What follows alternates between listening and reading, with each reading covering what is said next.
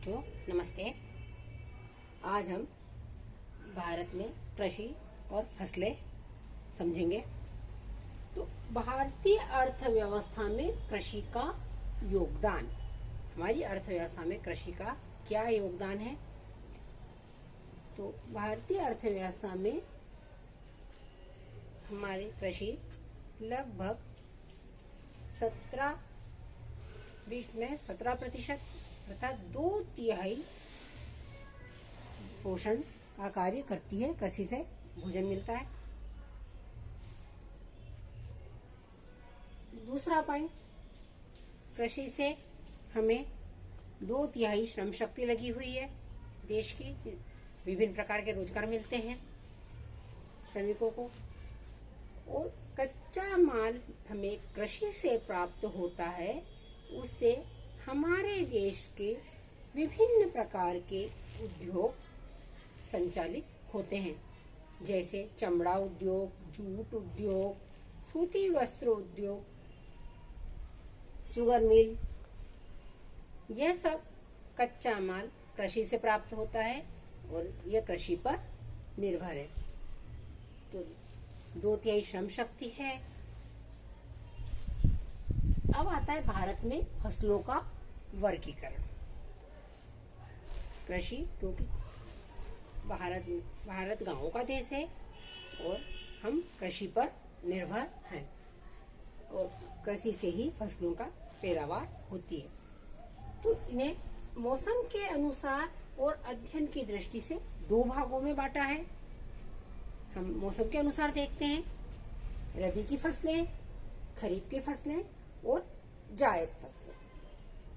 रबी की फसलों के अंतर्गत वे फसल हैं जो वर्षा ऋतु के आरंभ में बोई जाती है, अर्थात जून जुलाई में बोई जाती है, और शीत ऋतु के प्रारंभ में, शीत ऋतु जब आरंभ होती है अर्थात सितंबर अक्टूबर में काटी जाती है। इन फसलों में प्रमुख फसल कपास, मूंगफली, गन्ना, सोयाबीन, ज्वार, मक्का, मूंगफली आदि है। ये मौसम के अनुसार जून जुलाई में बोई जाती है, अर्थात वर्षा ऋतु के प्रारंभ में बोई जाती है। जैसे ही मानसून आता है वैसे बोई जाती है और सितंबर अक्टूबर में काटी जाती है। दूसरा है रबी की फसलें। तो रबी की फसल अक्टूबर नवंबर में बोई जाती है शीत ऋतु में, और मार्च अप्रैल में काटी जाती है। इन फसलों में प्रमुख फसलें हैं गेहूं, चना, जौ आदि। ये फसलें मार्च अप्रैल अर्थात ग्रीष्म ऋतु के आरंभ में काटी जाती है। तीसरी फसल है जायद फसलें। तो जायद फसलों के अंतर्गत हरी घास, हरा चारा और विभिन्न प्रकार की सब्जियां आती हैं।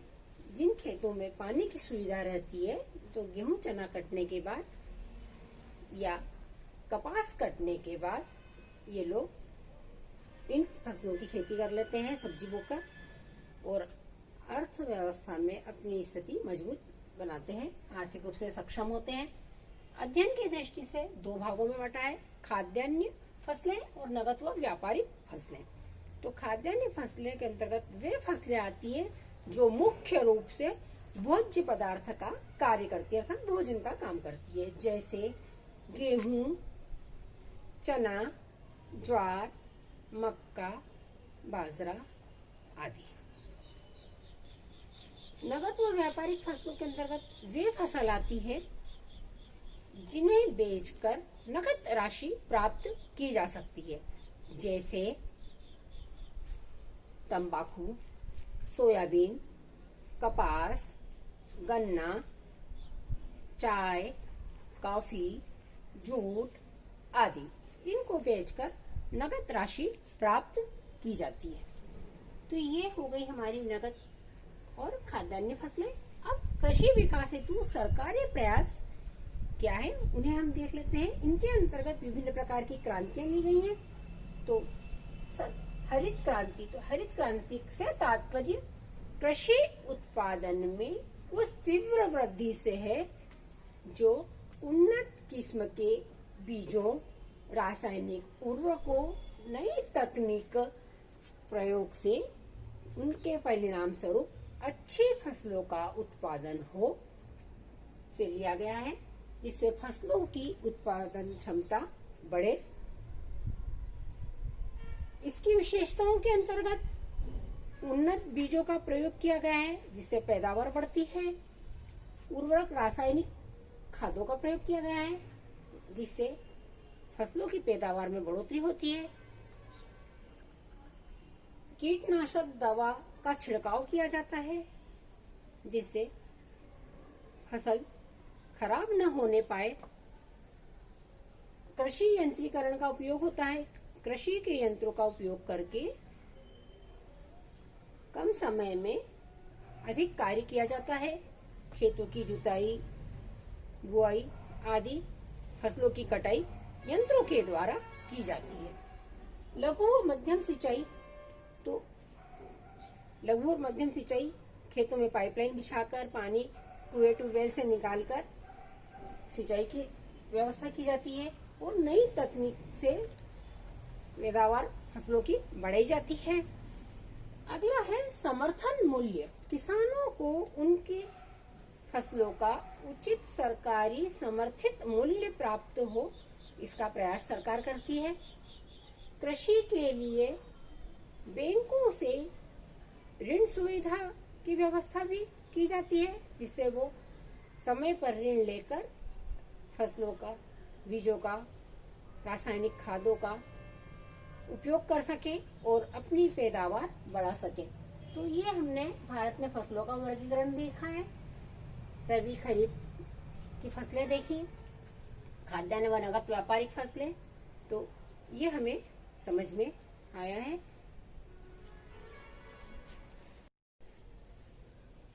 अब हम समझते हैं श्वेत क्रांति। श्वेत क्रांति का संबंध पशुपालन से है। पशुपालन अच्छी किस्म के गाय, भैंस का पालन करें, जिसका डेयरी विकास कार्यक्रमों के द्वारा दूध उत्पादन में वृद्धि हो। डेयरी विकास के कार्यक्रम से दूध के उत्पादन में वृद्धि हो और ग्रामीण क्षेत्रों में दूध उत्पादन को बढ़ावा देने के लिए इसे ऑपरेशन फ्लड के नाम से जाना जाता है। श्वेत क्रांति को ऑपरेशन फ्लड के नाम से जानते हैं। यह गुजरात के खेड़ा जिले से प्रारंभ होकर महाराष्ट्र, आंध्र प्रदेश, तेलंगाना, हरियाणा, पंजाब, उत्तर प्रदेश और राजस्थान सब दूर फैल गई। यानी अच्छी नस्ल के पशुओं को पालना और उनसे दूध उत्पादन बढ़ाना श्वेत क्रांति के अंतर्गत आता है। अब आती है पीत क्रांति। पीत क्रांति का अभिप्राय खाद्य और तिलहन से है। इनकी खाद्य और तिलहन से उत्पादन और अनुसंधान के विकास की रणनीति को पीली क्रांति के नाम से जाना जाता है। अधिक किस्म की खाद्य और तिलहन को बढ़ावा करना। अब आता है नीली क्रांति। तो देश में मछली उत्पादन में हुई वृद्धि को नीली क्रांति के नाम से जाना जाता है। मछली उत्पादन में वृद्धि होती है, उसको नीली क्रांति के नाम से जाना जाता है। और विश्व में भारत का स्थान मछली उत्पादन में तीसरे नंबर पर है, तीसरा है। मछली उत्पादन को विश्व बैंक की सहायता से एक परियोजना 5 राज्यों में लागू की गई है। तो ये नीली क्रांति मछली उत्पादन के अंतर्गत आती है। अब आता है गुलाबी क्रांति। गुलाबी क्रांति से अभिप्राय शरीर को रोग प्रतिरोधक क्षमता बढ़ाने में प्राकृतिक खनिज एवं विटामिन्स से है। उष्ण एवं शीत कटिबंधीय फल जैसे सेब, आम, केला, नारियल, नींबू, संतरा, अनानास आदि। तो ये गुलाबी क्रांति का है रोग प्रतिरोधक क्षमता का। 1 नंबर में पूछा जाए कि नीली क्रांति का अभिप्राय तो मछली उत्पादन से, श्वेत क्रांति का अभिप्राय दूध उत्पादन से, पीत क्रांति खाद्य तेल और तिलहन से। ये हमारे क्रांतियां हैं। अगर हरित क्रांति के बारे में पूछते हैं तो उन्नत किस्म के बीज, खाद, उर्वरक, रासायनिक से है। तो बच्चों, ये हमें सभी विभिन्न प्रकार की क्रांतियां, खरीफ और रबी की फसल, ये हमने समझा है। अब हम इन्हें परीक्षा की दृष्टि से 1 नंबर और 2 नंबर में जो प्रश्न पूछे जाते हैं उनको ध्यान में रखकर करेंगे। मैंने पहले ही बता दिया कि श्वेत क्रांति को किस नाम से जानते हैं, तो ऑपरेशन फ्लड के नाम से। मछली उत्पादन नीली क्रांति के अंतर्गत आता है। पीत क्रांति खाद्य तेल तिलहन से।